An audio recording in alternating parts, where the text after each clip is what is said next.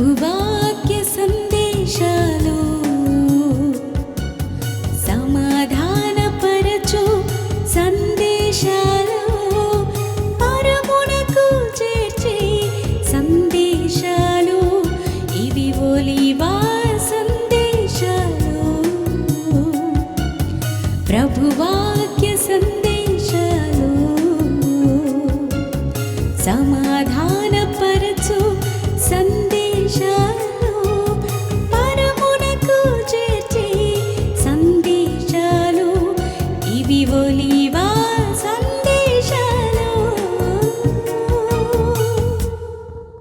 దేవుని నామమునకి మహిమ కలుగునగాక. సర్వోన్నత స్థలములో ఆసీనుడైన దేవాతి దేవునికి వందనాలు, స్తుతులు, స్తోత్రాలు చెల్లిస్తూ ఉన్నాను. కూడివచ్చినటువంటి అభిషక్తులు దేవుని సేవకులకు నా హృదయపూర్వక వందనాలు తెలియజేస్తూ ఉన్నాను. అలాగే కూడి వచ్చిన ప్రజలందరికీ కూడా ప్రభువైన యేసుక్రీస్తు వారి యొక్క దివ్యనామములో శుభాభివందనాలు తెలియజేస్తూ ఉన్నాను. Praise the Lord. Hallelujah, hallelujah. పరిశుద్ధ గ్రంథములో నుంచి ఒక చక్కటి వాక్యం చదువుకొని ఈనాటి ఉపవాస ప్రార్థన కూడిక యొక్క సందేశము ముందుకు సాగిపోదాం. Praise the lord. మత్తయి సువార్త 8వ అధ్యాయం 23, 24, 25 వచనాలు చదివి సహకరించవలసిందిగా మనవి చేస్తూ ఉన్నా. ఆయన దోణి ఎక్కినప్పుడు ఆయన శిష్యులు ఆయన వెంట వెళ్ళిరి. అంతటా సముద్రం మీద తుఫాను లేచినందున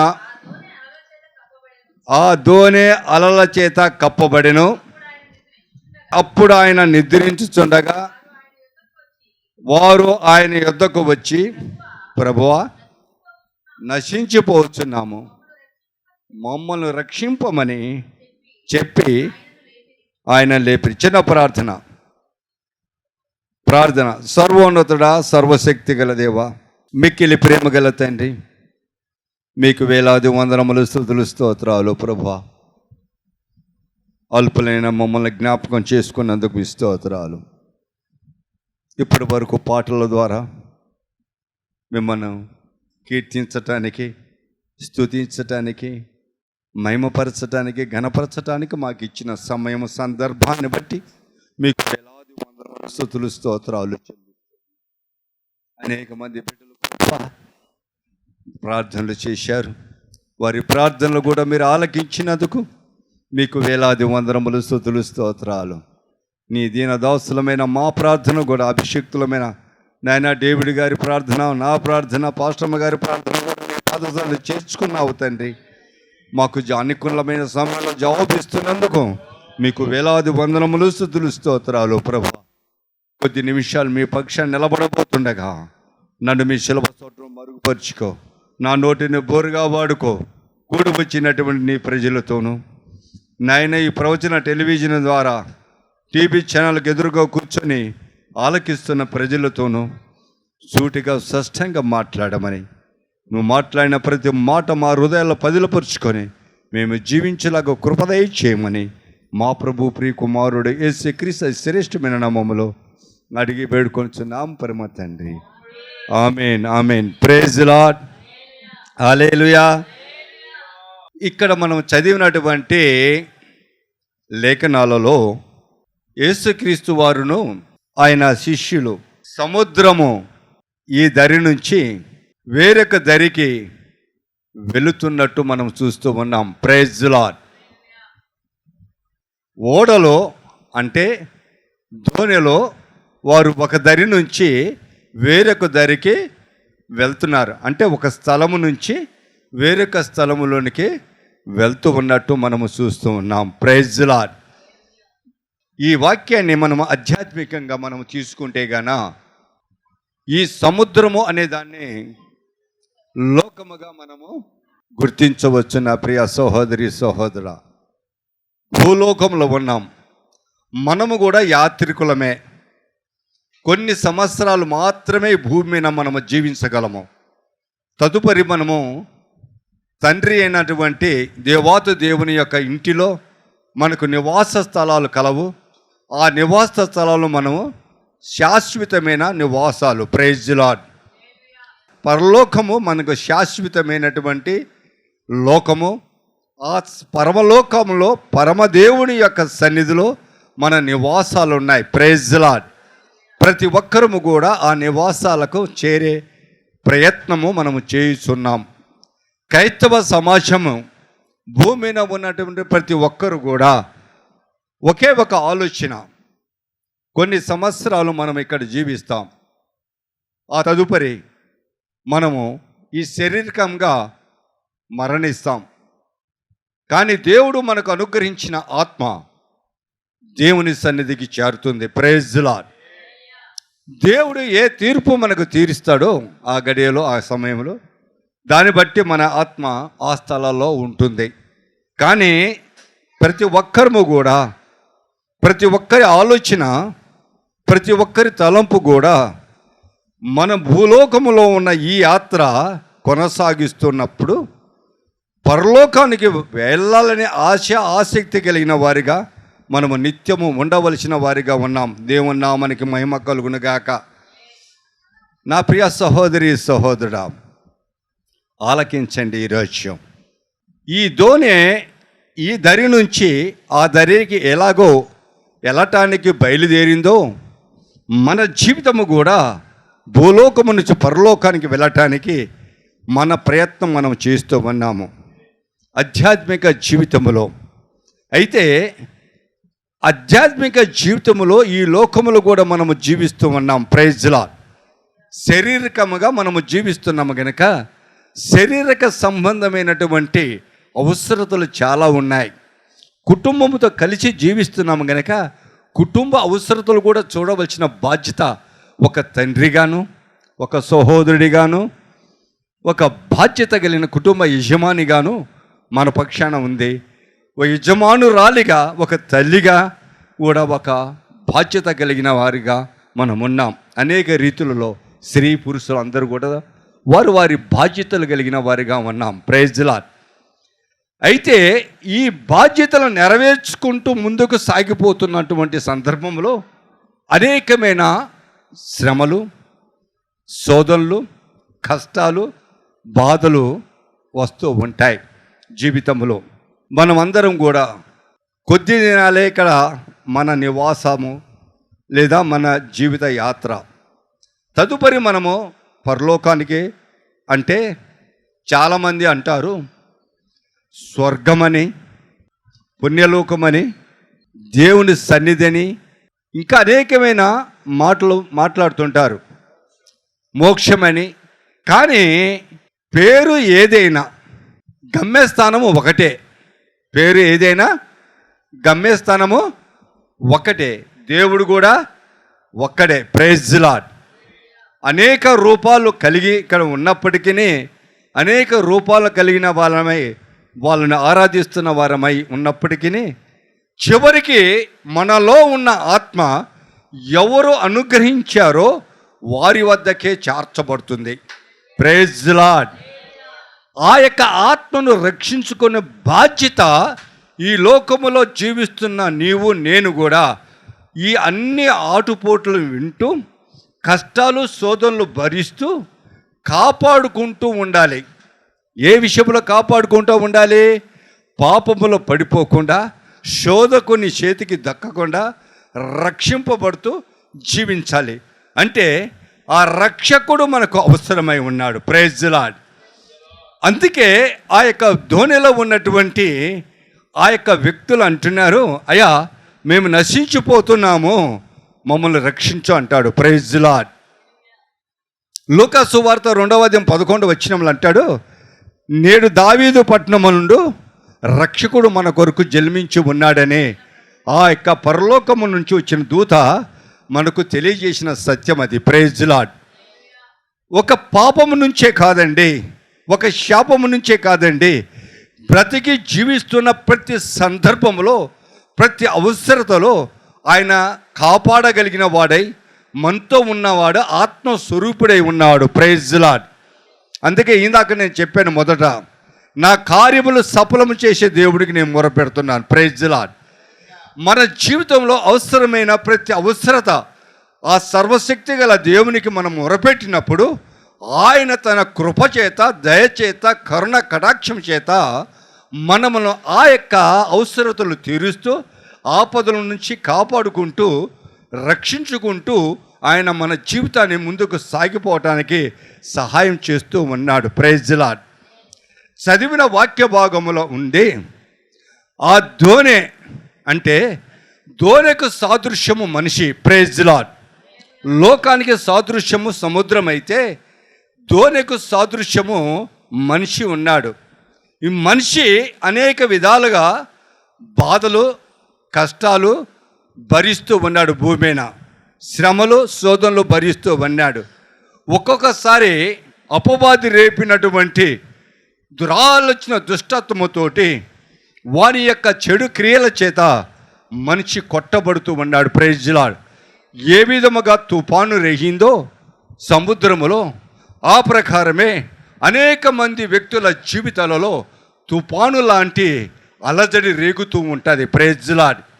అనేక గృహాలలో తుఫాను లాంటి అలజడి రేగుతూ ఉంటుంది. నా ప్రియ సహోదరి, సహోదర, ఇది అపవాది చేత ఈ యొక్క క్రైస్తవ సమాజంలో జీవిస్తున్న కుటుంబాలలో మాక్సిమం ఎక్కువ అటువంటి తాకిడి వస్తుంటుంది. అలల చేత కొట్టబడింది అన్నమాట అక్కడ రాయబడి ఉంది. Praise the lord. మన జీవితాలలో, మన కుటుంబాలలో ఈ గడిబిడి లేపుతున్న అపవాది ఈ అలల చేత కూడా మనం కొట్టబడుతూ ఉంటాం. ఒక్కోసారి తొట్టిల్లిపోతూ ఉంటాం. చాలామంది కూడా వాడు పెట్టే శ్రమలకు, వాడు పెట్టేటువంటి మోసాలకి, వాడు చేసే దగా పనికి ఈ భూమి మీద కొనసాగలేక ప్రాణం విడిచిన వారు కూడా చాలామంది ఉన్నారు. Praise the lord. అవమానాలు భరించలేక, కష్టాలు భరించలేక సోదకుడి చేతిలో ఆత్మహత్యల చేత వారు ప్రాణాలు కోల్పోయిన వారు చాలామంది ఉన్నారు. నా ప్రియ సహోదరి, సహోదర, యమునులేంటి, పెద్దలేంటి, బిడ్డలు అందరూ. ఎందుకంటే అపవాది గుణలక్షణాలు, వాని అలవాట్లు అటువంటివి. వాడు ముందు ప్రారంభంలో చాలా సులువుగా ఉంటుంది, కానీ ముందుకు సాగిపోతున్నప్పుడు అవి ఒక అలల్లాగా మన జీవితంలో, మన కుటుంబాలలో అలలతో కొట్టబడుతూ ఉంటుంది కుటుంబం. ఆ వ్యక్తే కాదండి, ఆ కుటుంబంలో ఉన్నటువంటి ప్రతి ఒక్కరు కూడా ఆ బాధకు, అంటే ఆ యొక్క చేసిన పొరపాటుకి బాధ్యులుగా ఉంటున్నారు. Praise the lord.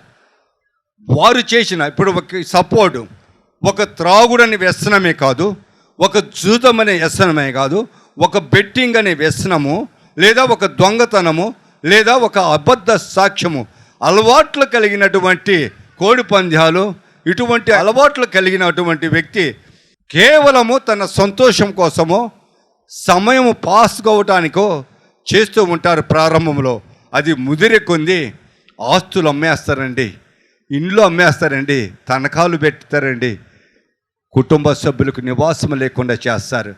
కుటుంబంలో గడిబిడి, కుటుంబంలో అలసడి, అప్పుల బాధ, రుణ బాధలు ఈ వచ్చినప్పుడు కుటుంబ సభ్యులు కూడా వేదనకు గురవుతున్నారండి. ఆ వేదన కుటుంబాన్ని సరిచేసుకోలేక, కుటుంబ సభ్యులకు జవాబు చెప్పుకోలేక, కుటుంబ సభ్యుల యొక్క ఓదార్పు చూడలేక, బాధను చూడలేక లాస్ట్లో తనువు సాలిస్తున్నటువంటి అనేక మంది విద్యార్థులు, విద్యను అభ్యసించిన వారు కానీ విద్యను అభ్యసించని వారు కూడా జీవితాలను కోల్పోయి తక్కిన వారిని అనాథులుగా చేస్తున్న సందర్భాలు మనము ఎన్నో చూస్తూ ఉన్నాము. నా ప్రియ సహోదరి, సహోదర, అలలు అంటే అటువంటివి. సముద్రములో ఆ యొక్క దోణి పైన కొడుతున్న అలలు మనిషి జీవితాల్లో కొట్టినప్పుడు, మనుషుల నివాసం ఉన్న గృహాలలో ప్రవేశించి కొడుతున్నప్పుడు అది ఎవరు వర్ణించతారము కాదండి. Praise the lord. ఎవరి బాధలు వాళ్ళే, ఎవరి కష్టాలు వాళ్ళే సతమతం అవుతూ ఉంటారు. Praise the lord. చిన్న చిన్న పొరపాట్ల వల్ల జరిగిన, చిన్న చిన్న వ్యసనాల చేత జరిగిన, చిన్న చిన్న దొంగతనం చేశాడు, పట్టుబన్నాడు, జైలు పాలయ్యాడు. ఇంట్లో ఉన్న వాళ్ళందరి పరిస్థితి ఏంటి? హత్య చేశాడు, జైలు పాలయ్యాడు. ఇంట్లో భార్య బిడ్డల పరిస్థితి ఏంటి? తల్లిదండ్రుల పరిస్థితి ఏంటి? వాని మీద ఆధారపడి వివాహము చేసుకోవాలని ఉన్నటువంటి సహోదరి సహోదరుల పరిస్థితి ఏంటి? దేవుని మీద అంటే ఒక మనిషి లేదా ఒక కుటుంబం మీద, ఒక ఇంటి పైన అలల్లాంటి కొడుతున్నప్పుడు అపవాది యొక్క గుణలక్షణాలు అలల కన్నా చాలా అంటే అపాయకరమైనవి. వాని యొక్క గుణలక్షణాలు చాలా అపాయకరమైనవి. మనిషిని కుటుంబాలను పతనం చేస్తున్నారు. ఒక్కొక్కళ్ళు అయితే తను సాధించటమే కాక తన భార్య బిడ్డలను సైతం చంపివేసి తను సాధిస్తున్నటువంటి సందర్భాలు ఎన్నో మనము వార్తలు వింటున్నాము. నా ప్రియ సహోదరి సహోదర, ఇది సముద్రముల మీద లేగిన తుఫాను లాంటివి జీవితాలలో. ఇటువంటి తుఫానులన్నిటిని కూడా జయించాలి క్రైస్తవ సమాజం, క్రైస్తవులైన మనమందరం కూడా. Praise the lord. కారణం ఒకటే, ప్రార్థన జీవితం, నమ్మకం, విశ్వాసం. ప్రార్థన, నమ్మకము, విశ్వాసము కలిగిన వారమై యేసుక్రీస్తు యందు భయభక్తులు కలిగి జీవిస్తే వీటన్నిటిని కూడా మనము ఎదిరించగలము, జయించగలమనేది నా ప్రగాఢమైన విశ్వాసము. Praise the lord. ఆ సముద్రమున రేగినటువంటి ఆ తుఫాన్ని శిష్యులు భరించలేకపోయారు. చేతనైన కాడుకు ప్రయత్నం చేశారు ఆ దోణిను ఆ అవతల ఒడ్డుకు చేర్చటానికి, కానీ వారి తరము కాల. ఇక చివరికి వచ్చిలోపు యేసయ్య దగ్గరికి వచ్చి, అయ్యా మేము నశించిపోతున్నామయ్యా, మేము నశించిపోతున్నాం, మమ్మల్ని రక్షించమని వేడుకోగలిగారు. Praise the lord. వారు వేడుకున్నారు, వాళ్ళు రక్షింపబడినారు. కానీ నీ బాధల నుంచి, నీ కుటుంబ సమస్యల గురించి, శోధకునిక చేతుల నుంచి, వాని గుణలక్షణాల నుంచి రక్షించేవాడు నిన్ను ఎవరు నిన్ను రక్షిస్తారు? యేసయ్య నీ ఇంటిలో ఉంటే యేసయ్య ప్రార్థన చేస్తే రక్షిస్తాడు. యేసయ్య నీ హృదయంలో ఉంటే యేసయ్యకు మనవి చేస్తే యేసయ్య నిన్ను రక్షిస్తాడు. కానీ యేసయ్య మందిరానికి వెళ్ళటమే కానీ నీ హృదయం ఎవరికో ఇచ్చేసావు. యేసయ్య పరిశుద్ధ గ్రంథము నీ ఇంట్లో ఉంటుంది, కానీ అది ఆ గృహము అపవాది స్వాధీనములో వెళ్ళిపోయిందే. నిన్ను రక్షించేవాడు ఎవరు? ఆ దోణిలో యేసయ్య ఉన్నాడు గనక ఆ శిష్యులు యేసయ్య దగ్గరకు వచ్చారు. ఇప్పుడు నీకు అదే పరిస్థితి వస్తే, అదే తుఫాను నీ గృహములో, నీ బ్రతుకులో, నీ జీవితాలలో చెలరేగితే ఎవరి దగ్గరికి వెళ్తావు నా ప్రియ సహోదరి సహోదరుడా? నువ్వు మందిరానికి వచ్చినప్పుడు దేవా దేవా దేవా అంటావు. మందిరము దాటి వెళ్ళిన తర్వాత నీ ఇష్టానుసారమైనటువంటి జీవితము జీవించినప్పుడు యేసయ్య నీకు సహాయం ఎక్కడి నుంచి తీసుకువస్తాడు? యేసయ్య ఉంటే కదా. యేసయ్య నీ హృదయంలోనే ఉండాలి, యేసయ్య నీ ఇంటిలోనే ఉండాలి. అప్పుడు నీ ప్రార్థన ఆలకిస్తాడు. అప్పుడు ఆ సమస్యను చూసి ఆ సమస్యను ఎలా ఎదుర్కోవాలో నీకు ఆలోచన దయచేస్తాడు, తలంపులు దయచేస్తాడు. ఆయన లేకుండా నువ్వేమీ చేయలేవు, నీ చేత కాదు. అదే నా ప్రియ సహోదరి సహోదరుడా ఆ శిష్యులు అంటున్నారు. లోకమనే సాగరములో మనము జీవిస్తున్నాం. సముద్రము తీరములో ఈ ప్రాంతం నుంచి వేరొక దరికి చేరటానికి వాళ్ళు ప్రయాణమయ్యారు. వారి దగ్గర యేసయ్య ఉన్నాడు. మనం పరమందు చేరటానికి మన దగ్గర యేసయ్య ఉన్నాడా? అందుకే అంటాడు యోహాను సువార్త 14వ అధ్యాయంలో మొదటి వచనం అంటాడు, దేవుని యందు విశ్వాసం ఉంచుతున్నారు, నా యందు విశ్వాసం ఉంచుడి, నా తండ్రి ఇంట్లో అనేకములు నివాసములు కలవు, మీతో చెప్పేదను, మీకు స్థలము సిద్ధపరచుటకు వెళ్ళుచున్నా. Praise the Lord. భూలోకము నుంచి పరలోకములకు నిన్ను తీసుకెళ్ళటానికి నా యేసయ్య సజీవుడై ఆత్మస్వరూపుడై నీ ఇంటిలో, నీ శరీరంలో, నీ హృదయంలో ఉంటుండగా, నీ మందిరంలో ఉంటుండగా ప్రార్థనలు చేయమంటే నోరిప్పరు, సిగ్గుపడతారు ప్రార్థన చేయటానికి. సమస్యలు చెప్పుకోవడానికి ప్రార్థన సిగ్గుపడతారు. సరే, ఒంటరిగా ప్రార్థన చేస్తారా మందిరానికి వచ్చి అంటే అది లేదు. ఆ ఆదివారము, ఆ శుక్రవారం తప్ప మరి ఏదీ లేదు. నా ప్రియ సహోదరి సహోదరుడా, ఆలకించండి. యేసయ్య సహాయం చేయాలి, నీకు సహాయం చేస్తాడు ఆ పరమందు చేర్చడానికి, ఆ ధరికి వారిని ఒడ్డు చేర్చడానికి. వాళ్ళకి యేసయ్య ఉన్నాడు. నీకు ఎవరున్నారు ఈరోజు అని ప్రశ్నిస్తున్నాడు. ఇంకొక మాట, మత్తయ్య అయితే ఈ విధముగా రాశాడు, ఇక్కడ మార్కు ఇంకొక విధంగా రాస్తున్నాడు. చూడండి, మార్కు సువార్త 4వ అధ్యాయం 38వ వచనం. మామారము తలగ మీద తల వాల్చుకొని నిద్రించుచుండగా ఆయన లేపి, బోధకుడా మేము నశించుతున్నాం, నీకు చింత. ప్రైజ్లా. చూడండి ఎంత వ్యత్యాసమో. మత్తయ్య రాశాడు, అయ్యా మేము నశించుతున్నాము, మమ్మల్ని రక్షించము అని అడిగారు. ఇక్కడ మార్కు రాసిస్తున్నాడు, అయ్యా మేము నశించుతున్నాం, నీకు చింత లేదా? చింత దేనికండి? దేనికి చింతించాలా ఆయన? నువ్వు పేకాడితేప్పుడు ఏసైకి చెప్పి వెళ్ళావా? నువ్వు బెట్టింగ్ కడితేప్పుడు ఏసైకి చెప్పి వెళ్ళావా? నువ్వు కోడి పందాలు ఆడేటప్పుడు చెప్పి వెళ్ళావా? నువ్వు పొలము తాకట్టు పెడేటప్పుడు ఏసైకి చెప్పి తాకట్టు పెట్టావా? నీ ఇంట్లో వస్తువులు అమ్మినప్పుడు నువ్వు ఏసైకి చెప్పి అమ్మావా? నువ్వు పలాని పాడు అలవాట్లకు గురైనప్పుడు ఏసైతో చెప్పి నేను పాడు అలవాట్లకు నేను వెళ్తున్నాను, సహాయం చేయమని అడిగి చెప్పావా? ఎందుకు చింతించాలి నీ గురించి నా యేసయ్య? నువ్వు లోకంలో జీవిస్తున్నావు, లోక సంబంధమైన అపవాదితో చేయగలిపావు, పేరు మాత్రము యేసయ్యదే. ఎందుకు నీ గురించి చింతించాలి యేసయ్య? యేసయ్య నీ గురించి ఎందుకు చింతించాలి? ఆయన చింతించవలసిన వారు చాలామంది ఉన్నారు. ఆయన ఎవరి గురించో చింతించాలో ఆయనకు బాగా తెలుసు. అందరి గురించి చింతించాల్సిన అవసరం ఆయనకు లేదు. సౌలును విసర్జించాడు. సౌలు గురించి ఎందుకు చింతిస్తాడు?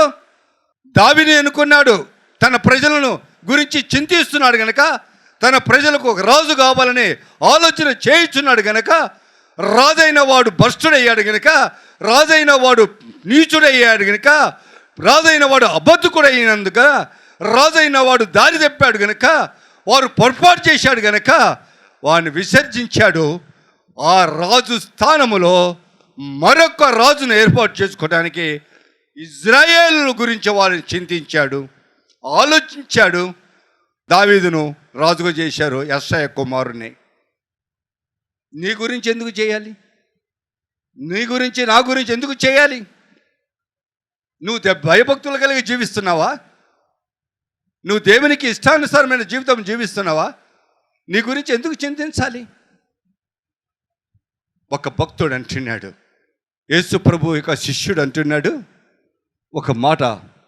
పేతురు రాసిన మొదటి పత్రిక 5వ అధ్యాయం 7వ వచనం చూడండి.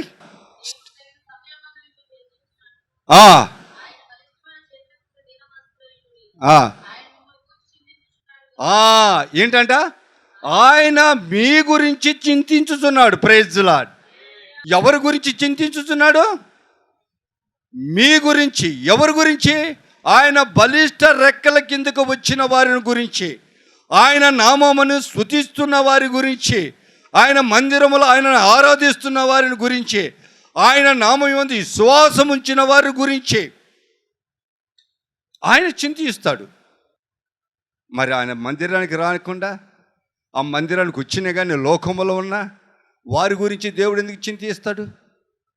వేషధారణ జీవితం జీవిస్తూ ప్రజలకు కనపడాలని మందిరానికి వచ్చి, మందిరం అయిపోయిన తర్వాత లోకములో జీవించే విశ్వాసులకు దేవుడు ఎందుకు వారి గురించి, వారి కుటుంబ సమస్యల గురించి చింతిస్తాడు? చింతించని అవసరం లేదు.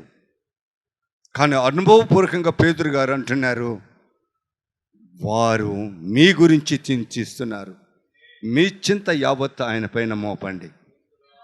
శిష్యుడు మాట్లాడుతున్నాడు, ఎందుకంటే అనుభవపూర్వకంగా వారి గురించి చింతించాడు, వారి నరకను గురించి చింతించాడు, వారి పోషణ గురించి చింతించాడు, వారు పట్టుబడిన ప్రతిసారి దూతను పంపించి రక్షించాడు.